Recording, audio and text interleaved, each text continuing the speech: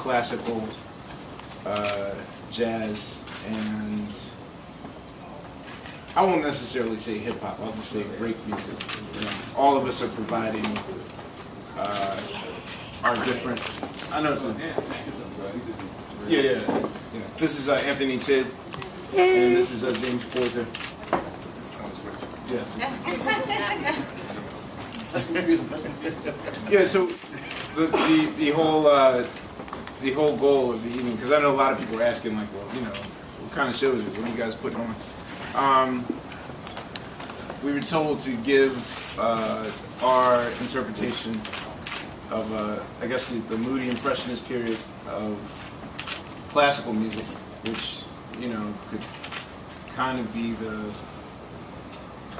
prelude of mood jazz, if you will. A lot of stuff that Miles was doing with Bill Evans and Gil, for that matter. And our interpretation of it, and kind of put together an eclectic group of people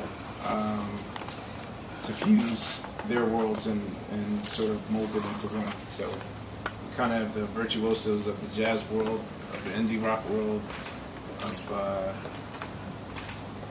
of hip hop, and kind of adding our pieces of the clay together. That's in short. That's a summary. Any questions? None? Okay. Yeah, I have one. Really? Like, I do. Yeah. I want to know. Well, can you explain? I want to know how hard it was for you guys to attack the classical part of things, and I wanted Anthony to kind of jump in on that too, because I know that's his forte as well. It wasn't hard for any of us. I mean, at one point or another, I guess, in order to, like, really, you can tell virtuoso musicians from non-virtuoso musicians based on their level of education. I know that I first got introduced to a lot of this music, especially Stravinsky, when I was a student at the High School of Creative and Performing Arts. So we had to do a lot of their compositions. Like, initially when they approached me, my dream was to do, and it's still a dream, I guess, to do the hip-hop version of Rites of Spring, which the history behind Stravinsky's Rites of Spring is that when he first presented it, there was a riot in the audience because they were so offended by what they heard, which instantly, the hip-hopper in me instantly became obsessed with, you know, what would cause a fight to go on at a classical performance. So that is yet, you know, I mean, there were a lot of ideas that we were throwing around, and as far as the collaborators that we chose, we were given like a year and a half heads up time on it, because by the time that we took Late Night with Jimmy Fallon, we realized that we were going to have a lot of downtime on our hands, so of which we started taking these types of offers. We did another project up at Carnegie Hall in early 2010, taking Langston Hughes's poetry and setting it to music. We did that in like March of 2010, so this is sort of like the exodus, or the part two of that side of us.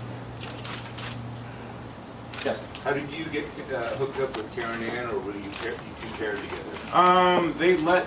They pretty much let Richard Nichols and I kind of, sort of like being captain of the basketball team. We had a bunch of names. We knew that we wanted one person that was contemporary, that was also very knowledgeable in the history of French music. So there were a lot of names that were thrown out there. James Bird's daughter. Serge Gainsbourg's daughter. Charlotte. Yeah, you know, we initially, you know, had on our wish list like Charlotte Gainsbourg, Air at one point.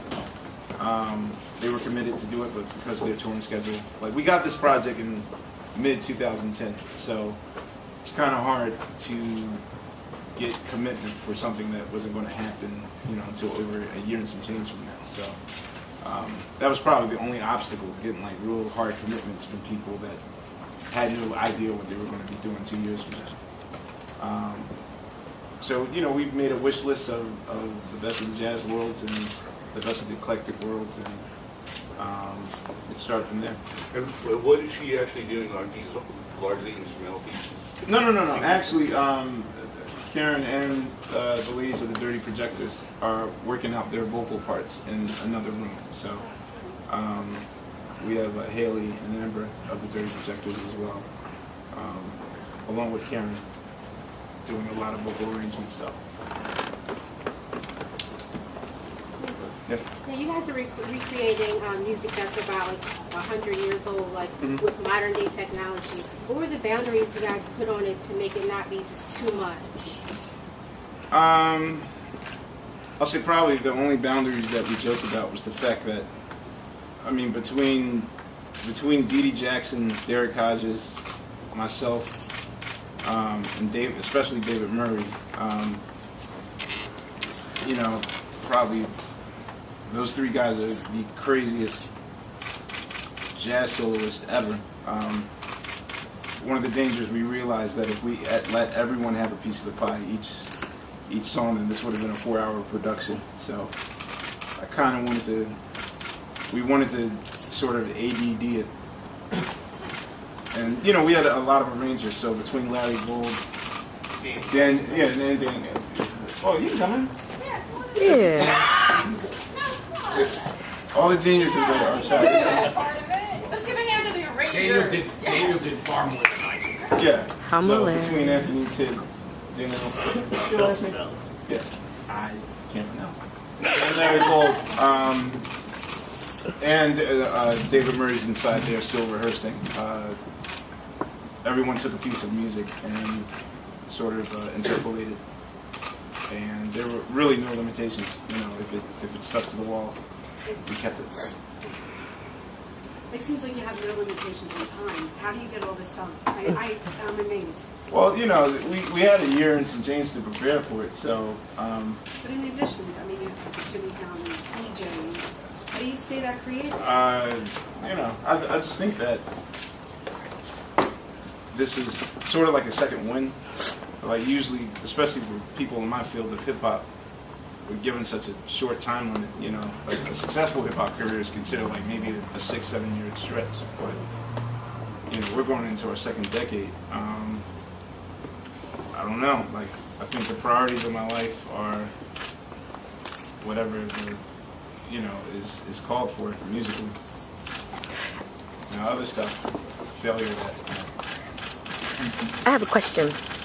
Can Yes, you guys? Laiyasworld. Sorry. Can you guys like talk about how the relationship that you guys all have together? Because the players that were picked is definitely on purpose, especially when it comes to Larry, especially when it comes to Anthony for this project. Why does it work so? I mean, the thing that I think that the roots are probably our greatest strength is our networking ability and our ability to choose and utilize people that. I mean, if you just look at the history of music, you know, especially coming from where we come from, usually people in our field choose the highest, like whoever's on top, whoever has a particular audience or a psychograph that we want to grasp onto. Our thing has always been to sort of grasp to who are, you know, it sounds high-minded to be like, oh, we wanted to choose the talented, but The best.